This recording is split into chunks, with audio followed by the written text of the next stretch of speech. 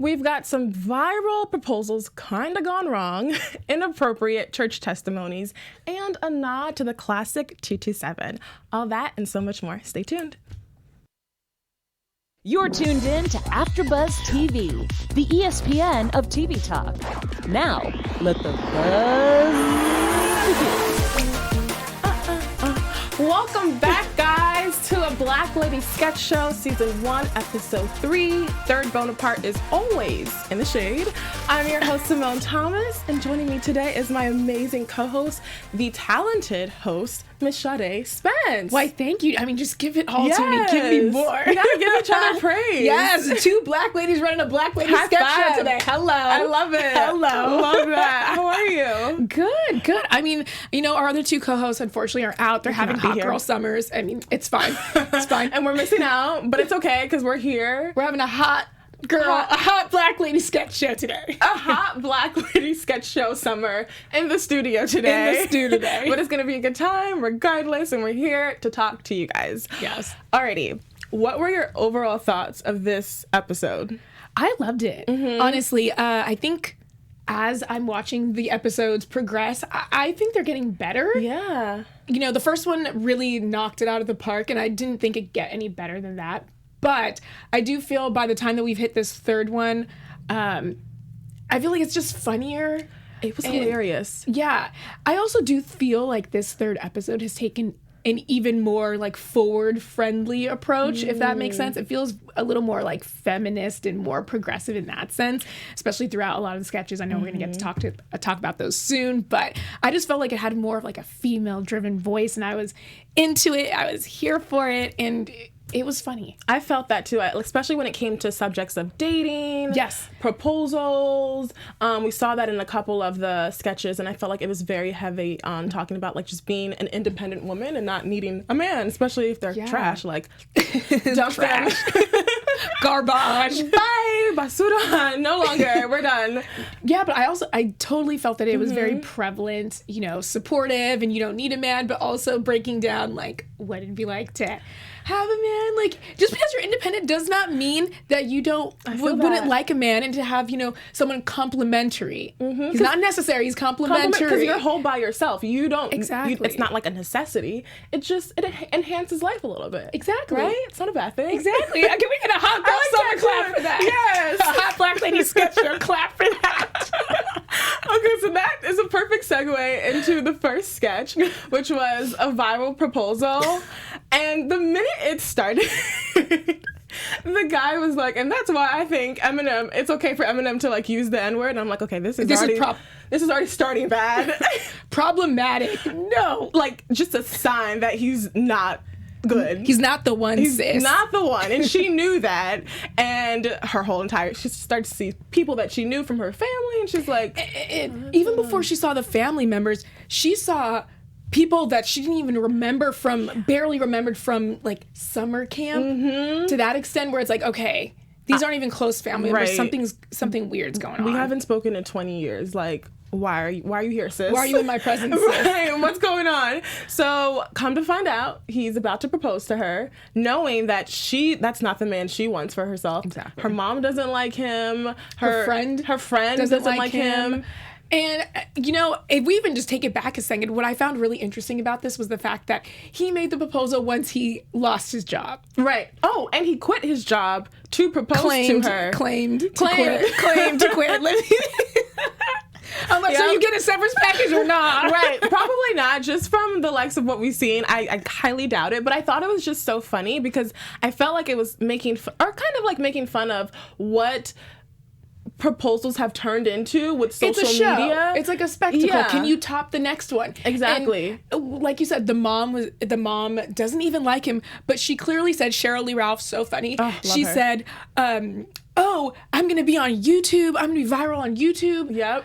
It's like, oh, okay, so these are the proposal goals here. Let's be viral on YouTube. And I also thought that they were touching on the subject of how when you get to a certain age, her father mentioned she's 35, the marker of success seems to be getting married. Yep. You know, we don't really celebrate women when they get raises in jobs. It's not as openly celebrated as if you got a raise yesterday. Exactly. Or you passed that test, or it just isn't held to the same regard as being a single woman that's getting married now, because you have bachelorettes that friends paid thousands of dollars to go to, and weddings that are in other countries. I've done them all, and boy, are they costly when you're solo. The whole wedding. I'll be real. Sometimes I'm like, ooh, yeah, your bachelorette is in this country. Cool. Great. I mean, of course, I'm excited, and I'm there to celebrate for my friend. But you know, as someone who's single, sometimes you think, man, I don't get that celebrated when this is happening for me, or XYZ. Yeah, it's nice to have, like we said, you don't need the man. It's just nice to have a life partner with you. And then when you see everybody else with their booze, their boot up, you would like to be a part of the group, but that's okay. Yeah. But I do think I'd like to go on vacation as well. and we're gonna manifest that for you. I'm like, my king is coming. My king is coming. It's gonna happen. It's going to happen. I believe it. I'm here for it. Me too. But when I watched this sketch, I thought of, there's a book called I forget who wrote it, but it's about like your 20s. Like the defining decade is like the main title, and the premise is why your 20s are so crucial, and how you should not just think you have your 30s to make the right choices, in the 20s and not mess up. But she touches on the fact that a lot of people, you know, may like get to their 30s and then they're freaking out and they marry the next best person, or like the least, like the worst person ever, but you're kind of going against your biological clock. Everyone else is getting married, and so you just you want to be a part of that group, and you say yes. And I like that in this sketch. She was like, I don't care, I may be 35, but I know you are not the one. And you get that external pressure from people around you, because we saw her dad was there, who had never been in her life, by the way. Thank you. And he just comes out of nowhere. And that happens too. Like, you can have an estranged relationship with your father, your mother, and then these big moments happen, or you become really successful and they want to attach to you despite being completely absent for most of your life. I thought it was also high-key interesting how he suddenly threw back in her face when she didn't want to get married at 35. Well, that's why you're single anyway. She's like, you're at my proposal. So, I don't need you here. You can go away. But if you do let those external pressures get to you, you can find yourself saying yes to someone when you know in your heart that's not the person for you. And it's hard. It really is, especially when Instagram is in your face and you see the hashtags and see the couples. And we do want to be a part of that. I'm not gonna lie. It's really nice. But I want to be part of it when it is 100% mine and for me, and in the best way. For you. Because who wants to be doing it 2-3 times? No. And then wasting your time and years and money and just emotional like exhaustion with someone who is not for you. It's never worth it. Yeah, so that specific sketch, I was like, ooh, it's preaching to me. Preaching to me. Okay. Right. And we can look at that as inspiration. Like, is it better to be single or to say yes to someone who is just not the one, honey? Not the one. Yeah. And in the following sketch, it was a similar theme about men. It was just like a listicle of all the things they were having wrong. The brunch and just comparing the men that they like. And I just thought it was funny how they kept like hyperbolizing what was good about the guy or what wasn't. I like big feet. I like no feet. Excuse me?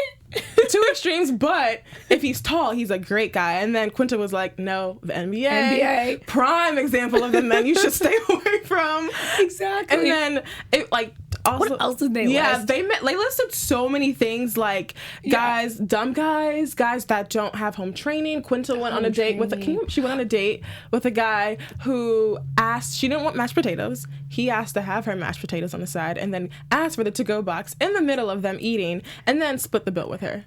You know what else was high-key interesting? I guess that's my phrase for the day. High-key interesting was right after that, her friend asked, did you let him hit? And she said, yes. I don't see what that has to do with it. No, listen, sis, if you're out there, that has everything to do with it. Exactly. We are not splitting the bill, and he gets to... Like, what's the phrase? You don't get to milk the cow for free or whatever? Is that the phrase? I don't know. Why milk the cow when you can get it for free? Yeah. Yeah. He didn't even put in any effort at all. And then he still, like, had, scored at the end of the night. And it was, like, the smallest line that I think rings so salient to today's dating culture. especially with apps and again, then women have the pressures of wanting to find the one, and you may accept the guy who just shows up for the date, texts you 2 seconds. If you want to meet up in the next 5 minutes, you go. It's just kind of hanging out, mediocre, split the bill, and then he wants some. No, we are queens. Treat us as such. Like, plan the date, prepare, put in some effort. Like you said, don't text me an hour before, hey, do you want to hang out? Or, hey, do you want to come over? Hey, like, what have you done to prove to me that I'm even worthy of being in your presence? Yeah. And it's also, that is, yes, I'm here for all that. But at the same time, I think, don't you also want to be present for me? I would love to see you dressed up and look great for me, because I'm going to do the same for you. Show your best self, because I want to show my best self to you. And if you're not willing to do just that minor step, why bother, let alone hit it? I mean, I'll just eat by myself. Let me tell you, I don't mind eating by myself. I actually think we all should do that. Take yourself out on a date. It's very peaceful to just reflect and be introspective and see what you need. And that's, like, honestly the best part of being single. It's not all bad. It's not bad. It's not bad. I mean, sometimes it sucks. But the nice thing about being single is, if you do take advantage of it, is learning what works for you and just loving you, because you feed that back into yourself. Yeah. And I mean, we come into this world by ourselves. We're going to leave by ourselves. Well, I mean, I came in with 2 other people to be TBH. Wait, are you a triplet? Yes. That's for another show, but I was like, gosh, I can't use that one. Oh man. Okay. Well, you still had your shine when you came out. Like, it was just you. It wasn't like. Well, I was pulled out, but it's okay. Yeah, they were like, I was laying weird. They're like, pull her out. But I mean, the moral of the story is, like, take time for yourself, learn to love yourself. And I think, honestly, the time that I've learned with being single, I got to reflect and come to this point where I was like, I don't have to be that girl from the first sketch. No. Or, you know, the other people the first sketch. Because homegirl, and she knew she didn't want that guy. And I'm glad that I've come to the point where it's like, I don't want to be that person. I'd rather be alone, enjoy it, be the women in the second sketch who are, you know what's for them, and that's what they want. They want to go for what's for them. So. Exactly. And don't waste your time. That's the biggest thing. Like, you never get that back. So take that time to reflect. You are so on it, Simone. It hurts. You're on it too. We're here for it. We're going to be single. Hello. But not forever. And as we're single, we're going to love it. There's nothing wrong with it. Another thing that we do love is you guys. We love that you're here every single week to watch us. So if you're watching us on YouTube, please like, subscribe, comment, all that stuff. We love talking to you. And then if you're listening to us on iTunes, please give us a 5-star rating. Please, please, please. And comment as well. We love the support from you guys. And thanks for just making us the ESPN of TV talk and coming back here every single week. Alrighty. Now we're going to move on to monster.com/gang orientation. I love that sketch. I was obsessed with it. I love that Issa Rae made a guest appearance. Cameo. We would be nowhere here. We wouldn't be here without her. Exactly. She's the executive producer of a Black Lady sketch show, so it's amazing to have her. And the name of the episode coincides with this sketch, because it's called Third and Bonaparte is always in the shade. Yeah. And that was linked to Issa, but go ahead. Yes. What I really liked about this entire sketch was, even though it was this gang culture, this is where the female forwardness comes in. They had a very progressive sort of work environment, even though it's a gang. They're like, oh, you're not, if this happens, we're going to make sure you get maternity leave, but we're not calling it maternity leave anymore because they're going to be all inclusive. So I thought that was hilarious. Quinta got fired. She got fired. And they said, well, we don't know if you're going to get that severance package. It was very that is true. Forward oriented. And I just thought it was really hilarious the way that it was packaged for a gang. Right. It was kind of like oxymoronic. Yes. Despite it being a gang, they were still supportive and fostering that foundation, or that positive foundation that you need in a work environment. Yeah. And one of the funny parts was Robin Thede's character. Her punishment was that she was going to have to wash the delicates. Yeah. So I mean, and going back to integrating that female forwardness. Yeah. We are females here. It's not we have to deal with stuff like that. So exactly, I like that. And the punishment was being cold, because women are always cold. I can speak to that. That's in the shade. Then you need to bring a light jacket. Right. To bring a light jacket. So I just thought it was really funny that even though they're in this gang culture, which is typically, obviously it's violent and volatile. You would think they wouldn't have the best structure, but you know, these women cared about each other to the degree that they wanted to make sure that you had maternity leave. Your punishment was that you're going to be shaved, but you should bring a jacket. We do care about you. And I think that kind of goes to show that even when people have some of the quote unquote worst jobs or least paying jobs, that to some degree doesn't matter. You still should be treated as a human and deserve basic rights when it comes to your employment. You deserve to be paid properly. You deserve to have benefits. And that's something we've been talking about over and over again in today's society. It shouldn't be a luxury. Wages. Yeah, it should not be a luxury. You are entitled to that as a working employee who we spend most of our time at work. Like, let's be very real. Like, very minimal time is at home. And so when work takes a toll on your whole entire life, it takes a toll on your health. And when you're not given that coverage for your health and medical care, like it like goes against what just we should stand for as society. So I completely agree. And it also touched on the fact that women truly are like nurturers. Like we can hold so many different hats. Like we can be the disciplinarian, we can be sassy, but we'll also still hug you and care for you and wipe your tears and just provide the things that you need. And we kind of saw that like in this rough environment, but they were still soft on the inside and wanted to make sure you were One of them was drinking a latte. Really? Yeah, she was drinking a latte through a full, I think it was a ski mask. Oh, I did? Oh, she was the one with the latte? It was a ski mask. And just there's a little slit, just like, I've got a latte. So, it's just kind of the dichotomy between the two. It was really funny, and I think it was a great way to highlight that exactly. Sort of point. I agree.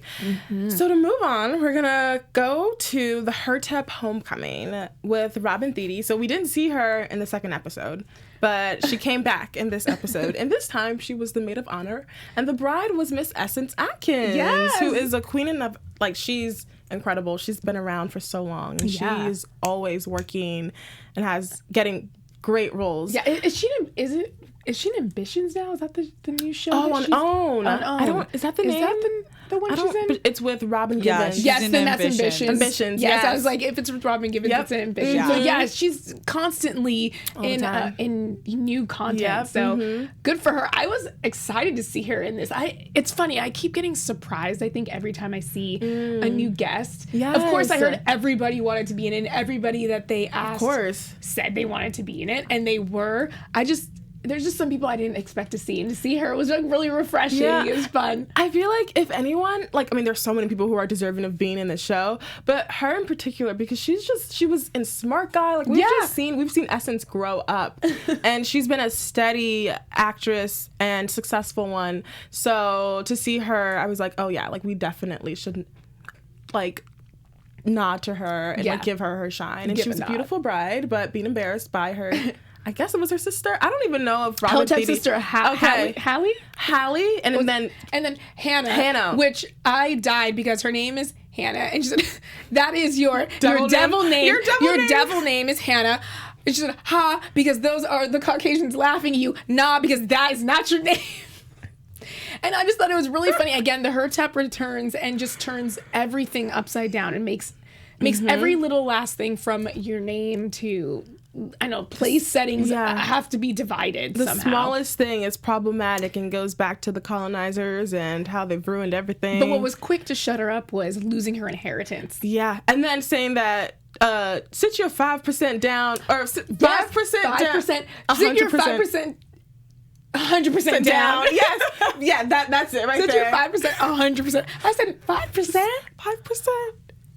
The truth comes out. That'll shut you up real fast, really, really quickly. But it's funny because it's always at weddings or just family functions. There's that one person who goes up and will make a fool, or not make a fool, but just start saying things that you don't need. The speech is either about them or they go on and on. They drag and... in my family, it's my dad. I love my dad. My dad is long-winded, and he finds a way to make everything a life lesson. And it's sometimes it's just not the time for that. We don't need a lecture. He's the lecturer of the family. And I was like, I completely resonate. And you're just there cringing please, do not do that. So I feel like we all have that one person in our family who just doesn't know how to reel it back in at all. Yeah, keep it short. Keep it short. I know you want the shine to be on you, but it's not your day. Not your day, No, sis. I mean, your day has either come... sis or sir, one or the other. Not today. Not boo. today. Not today. Boo. But speaking of people who don't know how to catch a hint, to keep it concise and short, we're going to move on to our church open mic testimonies. Oh my gosh, I love that sketch. That was probably one of my favorites because I can personally resonate with that. I think, especially if you've grown up in a black church or if you've gone to black churches, you've probably... I've gone to them. Yeah, you've probably seen it. So essentially we just... And also, I forget, who was the pastor was David Allen Greer. Yes. Who was a classic as Fun well. to see. Yeah, and he was kind of like whipping them into shape. Our churchgoers were coming up and asking for prayers and blessings, but not about things. Also taking it a little far, like way too far. Essentially marketing themselves. Yeah. I mean, literally marketing. Gabrielle Dennis's character got a job as a market research analyst and then wanted to use them as a sample group. And did you notice the research? She showed a picture of Angela Bassett. That goes back to the Bad Bitch support group because that was part of the Fashion Nova research. Look at that connection. Yes. I saw that and was like, oh my gosh, Easter eggs. Yes. Love it. I love little treasures like that, sprinkled throughout. We had her doing that. We had a mom asking for her daughter to find a suitor. To Denzel lookalike in the third row. And then slide into the DMs. Yes. The fact that your mom is literally saying it's okay to slide into the DMs. Wow. Why do you even know, Mom, why do you even know about that? Does your mom know about sliding into the DMs? No. Okay, mine doesn't either. She does have an Instagram. She does. It's only to follow me. It's kind of cute. That's it. She only follows supportive. you. She has no pictures, no nothing. It's just to follow me. She's like, I just like to see that you put your work on there. It's so cute. That's Anyways, really sweet. Yeah, but she knows nothing about the DMs. At least I hope so. Yeah, you never know. Sometimes parents know things, and you're like, is Dad the one sliding into your DMs? That better be who it is, okay? And the only person. The only person. Other than me and Dad. That's it. But I just thought it was hilarious, again, in that sketch, how people were really coming out of the woodwork with the most elaborate asks of the community. And the most elaborate asks of Jesus are, the Lord and Savior. And I just thought it was really funny that it does happen where people think that this pulpit is the time to, it's one thing to ask for prayer. It's another thing to say, can everybody go down to my job in XYZ or, put this vote for me, or say that I was here when I wasn't because I killed someone or whatever that dude did who had the wrench and it was bloody. Yeah. It's all, like I said, there's always a time and a place for stuff. So when it comes to your hurt up sister who wants to scold everyone about them not being the blackest person they should be, it goes back to when you're at church, know where you are, understand your environment, leave that at the door and come in. Yeah, networking is not to be made here. No. And you know what? That also reminds me, though, at the church, they always say, bring your gifts, use your gifts, talk about them. We want to hear about them. Yes, but there's a time and place for that. Maybe after, during, fellowship and mingling, not on the pulpit when it's time for prayer. Yeah, to the whole crowd. It just, it just cheapens the mood. It takes away from the tone. And I've even I remember my mom went to a church service. It wasn't our typical church, and it was New Year's, so everyone was giving their testimonies, and she was like, some people were mentioning things that weren't even appropriate. She was like, are they really saying this? And I was like, no, Mommy, they didn't say that. And she's like, no, Simone. And then when I saw this, I'm like, wow, this really does happen in real life. Yeah. People pull out subjects that we shouldn't even have to consult you on that. We don't need to know. Leave it at the door and let's come and praise Jesus. Or take that on a one-on-one. One-on-one, maybe. Yeah. But, and you and God. And tell God everything. But the whole church group. He already seen it, so. Right, he knows. He knows what's going on. Be completely open. But everyone doesn't need to know everything. So that was probably one of my favorites. And then we moved on to the 227 reboot with Miss Jackie Harris. We saw Hal Williams. It was an ode to every sitcom mom. Yeah. And there were black female sitcom mom. It was I thought it was funny to watch. I think Jackie is just she's great. I love her voice. She's just so distinct. And Robin Thede nailed it. Don't you think? She did, hands down. I was watching this is some good acting. Yes. Robin Thede. Hello. The voice. It was perfect. The the demeanor. Inflections. The dress. The inflections. Like how she would drag out It was certain to a T, words. to a T. Did you watch 227 at all? I've only seen like little bits of it. Okay, yeah. But I like know like of the it and everything. premise, yeah. And so I know it was obviously like a huge show back then, especially like for generations before us. So I like that, like you said, they were, it was an ode to Black moms. It was an ode to just that era of Black artistry, and like especially there was a boom of comedies and sitcoms that we just don't see as much now. So I like that they gave a platform to that, and like I'd love to know what you made of the ending. Yeah, okay, so I was at first, because we saw a series of people like popping out of their dreams, and then the last person was Mary, who's the real character is Marla Gibbs, I believe. So I was like, I don't know if she was the one who was dreaming the whole entire time, or if all those people were dreaming, and like, was it all of them dreaming, or was it her and she had them dreaming in her dream, if that made any sense? Yeah. Well, I was thinking it was all along, it was her dream. Okay. And because if you think back to the original what was happening in 227 was that she lost her man to, Jack A. So when everybody keeps waking up and in the end it's her, she looks over and there's no one in her bed. And everyone else kept waking up the next person. Remember, somebody woke up and was like, oh my gosh, are you there? And then the next person wakes up and they're like, oh my God, that's not you. And then someone asks for Dwayne Rock Johnson and it's not Dwayne. Next to them, but that was Jack A. Yeah, wakes up. Yeah, that was her. Yeah. But was there anybody next to Jack A? Was she by herself? There was? Everyone had someone next to them except for the final... Okay, which was Mary, and she lost her husband. And exactly, she lost her husband, so she woke up alone. Right. So I was thinking, okay, so I think it totally goes back to the original sketch, and I think it has something to kind of wrap into the entire episode as a whole, all of the sketches, which have been very female-forward, independent, because she wakes up scared, that she had this nightmare, but the fact is no one's actually there. So it's all her. She's independent. So I was kind of thinking in the end, it's like, oh, you woke up fearful that you lost your man, but you don't even have one to begin with, and you're doing fine. You're doing quite fine. And it's not the end of the world. Exactly. Which kind of ties into one of the sketches. It's called End of the World. Yeah. To not have a man. It's your life isn't over. It's not a nightmare, even though it might feel that way to not have someone. And I mean, like, not everyone's meant for marriage. Not everyone's like meant to be in a monogamous relationship on top of that. Like, I think sometimes like society wants us to subscribe to norms that just not everyone can fit into at the same time. And it's not awful. But at the same time, it's like whatever you want. But that's a good point. That does tie back into the whole theme or like layers of the show, which was very much so about like female empowerment and kind of just like claiming things for yourself and by yourself. Exactly. And like there's strength in that as well.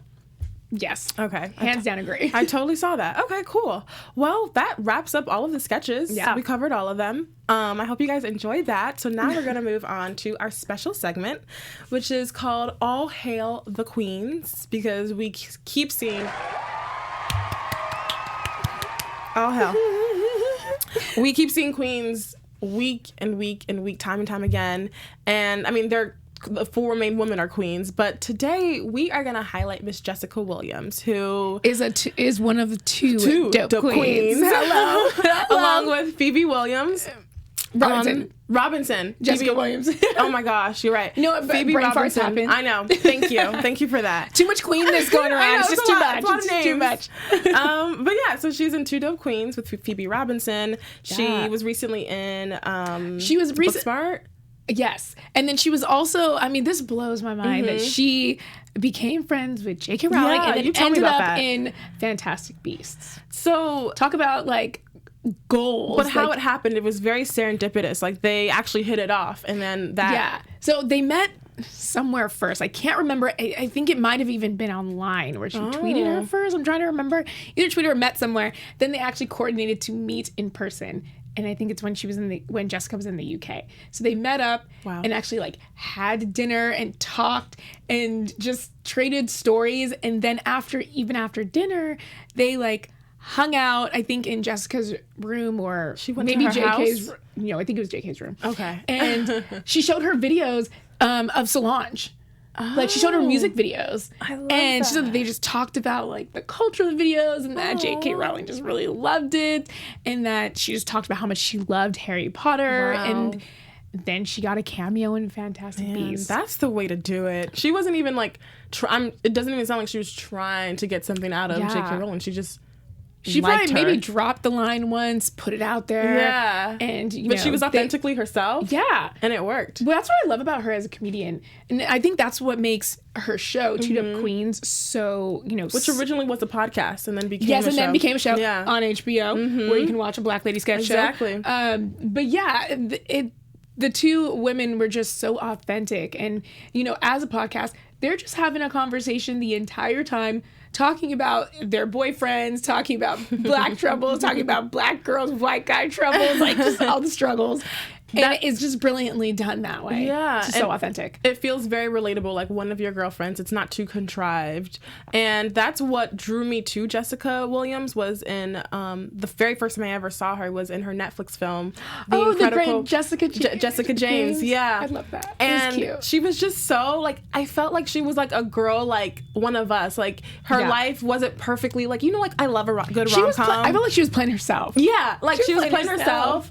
And she didn't have on, like, too much makeup. Exactly. And it wasn't like, I love a good rom-com, but a lot of times those things like never fully like depict life. Like just like even like down to little details, but like there were so many nuances in that film that I felt like replicated real life, and it didn't feel like so much of a movie. And like you said, it felt like she was playing herself, and it just felt very like raw and organic and relatable. And that's when I was like, ooh, this girl's talented. Like she's funny.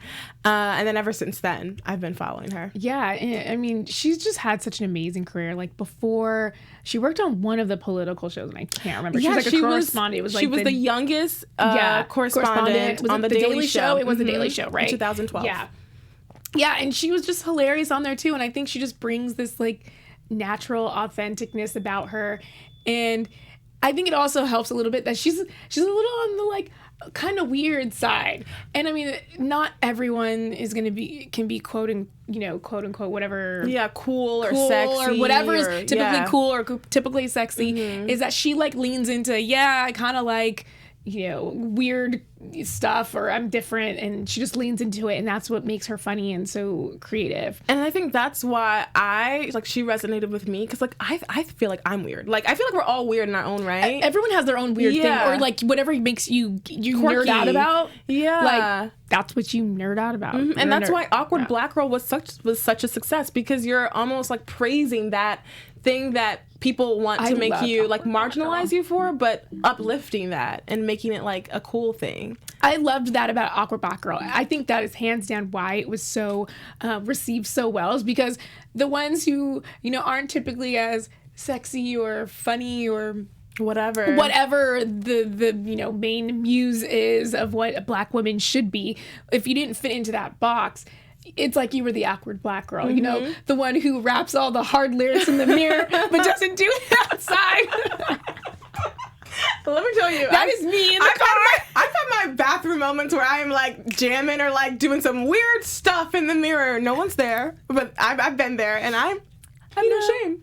Yeah, exactly. I'm just like, I'm here for all the awkward Black girlness. Yes. So I like that we're trying to normalize it. And to me, I feel like when I see stuff like that, you're not trying hard, which is so refreshing. Like, so, and I mean, we're socialized to fit in and to like do the things that are cool. So when you see people not doing that, it encourages you to just not give a crap. Just be more authentically you. Because if you are the typically cool person, cool. Yeah. Be you, be cool. If you're typically kind of nerdy, be nerdy. It's cool. Yeah, it's whatever is you is cool.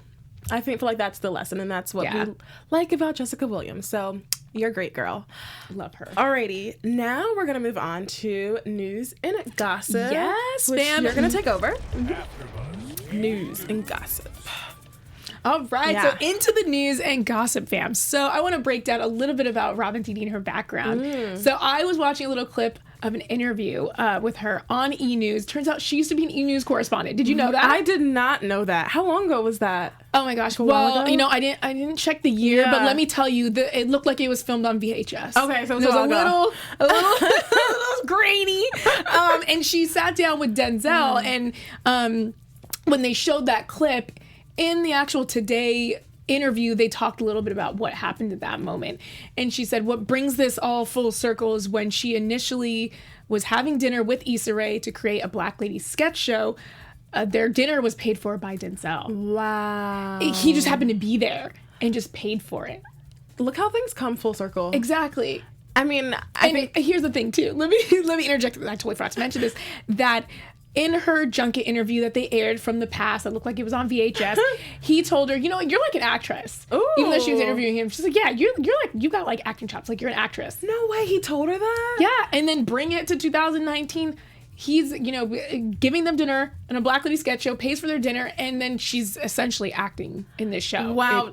Denzel manifested her future. I mean, obviously she did the work, but like he manifested it in front of her. And like, I mean, I don't know if she was trying to be an actress, but look at that. And of all people to tell you that you should be an actress, Denzel. Yeah. If I don't know what will motivate you to go change your life and your path, but that should be it. And then he pays for your meal years later. It just happened to be in the restaurant. I was just like, oh my gosh. Like, Denzel, you were amazing. You were that man. A class act. Do you know how many women would love for Denzel to pay for their dinner?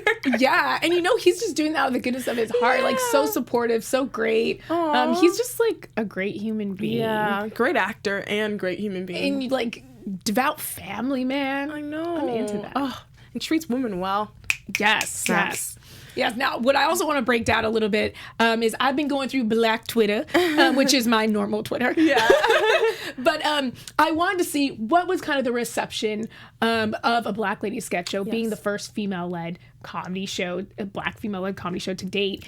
And I found it interesting that even though there's a ton of happy reviews, excited reviews, I found a few that were a little mixed. Yeah. What was like the some people were saying that it was a little weird, or a little, they didn't get it, or it wasn't as funny because they thought it was a little strange.